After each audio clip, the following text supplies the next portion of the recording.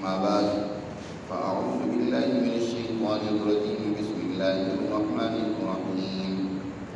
لن يستنكف المسيح أن يكون عبدا لله ولا الملائكة المقربون ومن يستنكف عن عبادته ويستكبر فسيحشرهم إليه جميعا فأما الذين آمنوا وعملوا الصالحات فيوفيهم أجورهم ويزيدهم من فضله وأما الذين استنكفوا واستكبروا فيعذبهم عذابا أليما ولا يجدون لهم من دون الله وليا ولا نصيرا.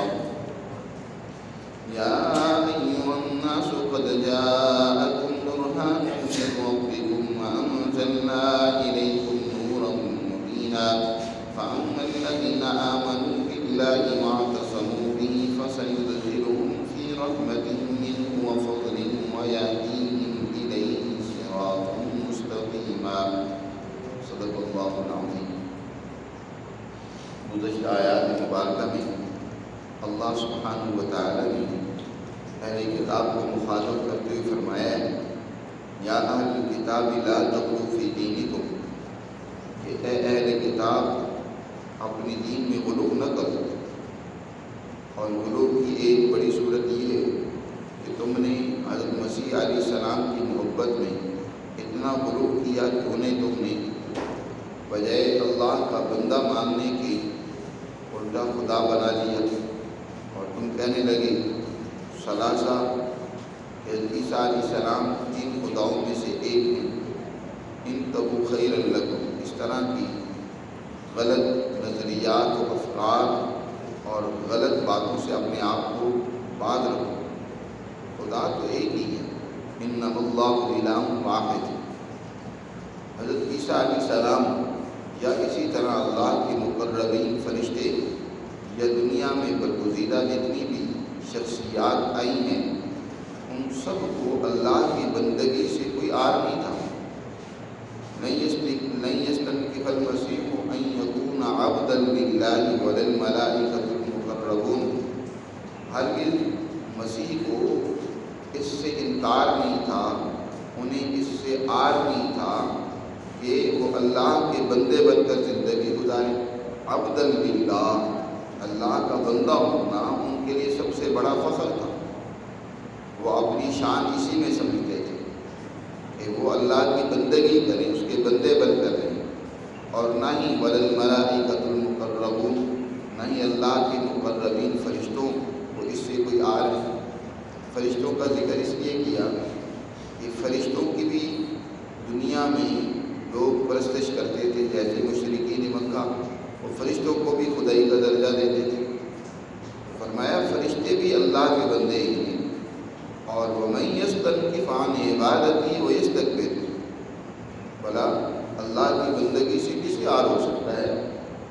یاد رکھو جو بھی اللہ کی بندگی سے انکار کرے، اس سے باز رہے اور تکبر سے کام لے، اپنے اندر غرور پیدا کر لے، وَيَسْتَكْبِرْ فَسَيَحْشُرُهُمْ إِلَيْهِ جَمِيعًا، تو ان سب کو اللہ قیامت کے دن اپنی حضور جمع کرے گا اور ان سے پوچھے گا.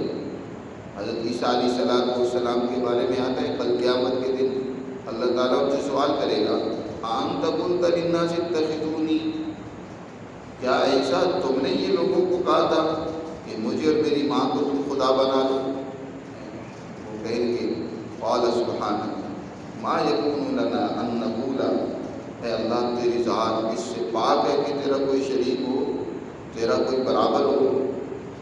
میں نے کبھی ان کو یہ بات نہیں کی، اور تو جانتے جب تک میں ان میں زندہ رہا میں نے اس سے ان کو روکے رکھا، ان سے منع کیا. میرے دنیا سے جانے کے بعد انہوں نے کیا کچھ کہا کیا اس کے بارے میں مجھے علم نہیں. بس عیسیٰ علیہ السلام کل قیامت کے دن واضح طور پر اس بات کا انکار کریں گے کہ یہ جو لوگوں نے گمراہی پھیلائی اس سے میرا کوئی تعلق نہیں.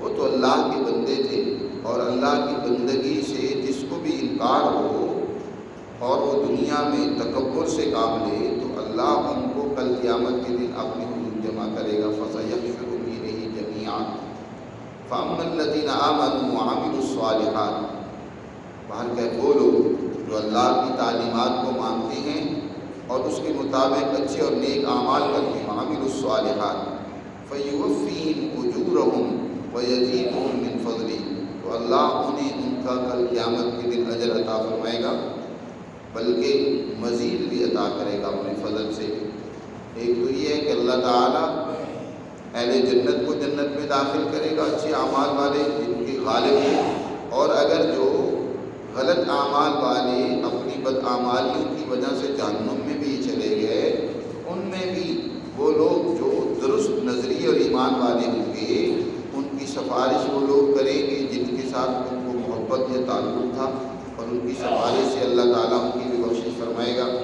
تو فرمایا ان کو مزید بھی عطا کرے گا، یا اہل جنت کے لیے مزید یہ ہے کہ اللہ تعالیٰ ان کو اپنا دیدار کرائے گا۔ ایک تو ہے جنت کی نعمتیں، مزید یہ ہے کہ اللہ تعالیٰ اپنا دیدار بھی ان کو کرائے گا۔ وَيَزِيدُهُم مِّن فَضْلِهِ، اللہ تعالیٰ نے مزید عطا کرنے کا بھی وعدہ فرمایا۔ وَأَمَّا الَّذِينَ اسْتَنكَفُوا، اور ان کے مقابلے میں وہ لوگ جنہوں نے استنکاف سے کام لیا۔ استنکاف کا معنی ہے آر محسوس کرنا اللہ کی بندگی سے، رک جانا اللہ کی بندگی سے، اور انہوں نے تکبر سے کام لیا، تو فَيُعَذِّبُهُمْ عَذَابًا أَلِيمًا، تو اللہ انہیں دردناک قسم کی سزا دے گا۔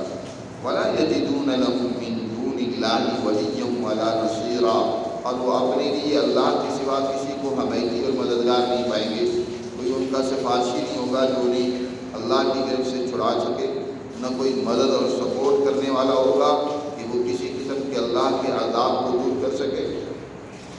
دنیا میں لوگ اللہ کی عبادت اور بندگی سے آج تکبر کر رہے ہیں، غرور میں مبتلا ہیں، مال و دولت کے نشے میں سرشار ہیں، اور وہ اللہ کی بندگی اور عبادت کو سمجھتے ہیں یہ تو مولویوں کا کام ہے۔ اللہ کی بندگی یاد رکھو زندگی کے ہر شعبے میں ہونی چاہیے، صرف نماز روزے حج تک نہیں، بلکہ زندگی کے ہر شعبے میں انسان اللہ کا بندہ بن کر رہے۔ وہ سیاستدان ہے تو اللہ کا بندہ بن کر سیاست کرے، جو اس کے اللہ کے احکامات ہیں، جو اسے اللہ نے احکامات دیے سیاست کے حوالے سے، ان قوانین کی پابندی کرے، تو وہاں یہی بندگی ہے۔ اسی طرح کاروباری آدمی ہے، تاجر ہے، تو وہ تجارت کے اندر کیا کرے، اللہ کی بندگی کو سامنے رکھے، اللہ کا بندہ بن کر تجارت کرے۔ اگر اس نے وہاں اللہ کے قوانین کو نظر انداز کر دیا اور خواہشات کے پیچھے لگا رہا، یا دنیا کی دیگر ظالم طاقتوں اور قوتوں کو اس نے اپنا مشعل راہ بنایا، تو یاد رکھو ایسے لوگوں کے لیے اللہ ارشاد فرمائے کہ يُعَذِّبُهُمْ عَذَابًا أَلِيمًا وَلَا يَجِدُونَ لَهُم مِّن دُونِ اللَّهِ وَلِيًّا وَلَا نَصِيرًا۔ قرآن نے ساری انسانیت کو مخاطب کرتے ہوئے فرمایا، یا ایھا الناس، اے لوگو، قد جاءکم برہان من ربکم وانزلنا الیکم نورا مبینا، تمہارے پاس تمہارے پروردگار کی طرف سے برہان، واضح حجت اور دلیل، عقل کی دلیل، عقل کی بات آ چکی ہے، لہذا ہم نے تمہاری طرف ایک ایسا نور، نورا مبینا، جو روشن کھلا نور ہے، قرآن کی صورت میں ہم نے تمہاری طرف اتار دیا ہے۔ اب اس قرآن کو اپنے لیے مشعل راہ بناؤ، اس کو اپنا صراط مستقیم کے طور پر اپنے سامنے رکھو۔ سیدھا اور درست راستہ وہی ہے جو قرآن بیان کر رہا ہے۔ فَأَمَّا الَّذِينَ آمَنُوا بِاللَّهِ، بس وہ لوگ جو اللہ پر ایمان لائے اور انہوں نے اس قرآن کو مضبوطی سے پکڑ لیا، اللہ کی اس رسی کو جو قرآن کی صورت میں ہے اس کو مضبوطی سے تھامے رکھا، فَسَيُدْخِلُهُمْ فِي رَحْمَةٍ مِّنْهُ وَفَضْلٍ، اللہ انہیں اپنی رحمتوں میں، اپنے فضل میں لے لے گا، وہ اللہ کے فضل میں آ جائیں گے، اس کی رحمتوں کے سائے میں آ جائیں گے، اللہ انہیں داخل کرے گا اپنی نعمتوں میں، اور انہیں سیدھا اور درست راستہ بھی دکھلائے گا۔ وَيَهْدِيهِمْ إِلَيْهِ صِرَاطًا مُسْتَقِيمًا، اپنے تک پہنچنے کا جو درست اور سیدھا راستہ ہے وہ بھی انہیں دکھائے گا، ہدایت عطا کرے گا۔ ہدایت کے معنی دو ہوتے ہیں، ایک ہدایت کا معنی ہوتا ہے اراءۃ الطریق، راستہ دکھلا دینا، یہ راستہ ہے کامیابی کا، اور دوسرا ہے اِرشاد الی المطلوب، منزل تک پہنچا دینا۔ تو جو لوگ اس قرآن کو اپنے لیے صراط مستقیم کے طور پر سامنے رکھتے ہیں، اس کو کو مضبوطی سے پکڑ لیتے ہیں اللہ انہیں پھر اپنی منزل مقصود تک پہنچا دیتا ہے، راستہ بھی دکھلاتا ہے، اور صرف راستہ ہی نہیں دکھلاتا بلکہ انہیں اس پر چلاتا ہے، منزل تک پہنچا دیتا ہے۔ وہ منزل کامیابی کی ہے کہ انہیں صراط مستقیم پر چل کر کامیابی کی منزل حاصل ہو جاتی ہے۔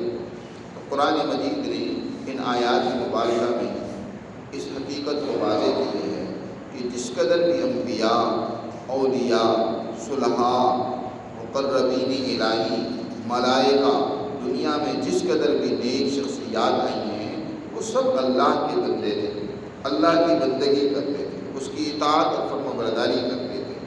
تو اس لیے اے انسانوں، ان کی محبت میں اتنا غلو نہ کرو کہ تم ان کو خدا بنا لو، جو بندے تھے اس کو معبود بنا لو۔ ایک عبد ہے، ایک معبود ہے، دونوں میں تمہیں فرق نظر نہیں آتا؟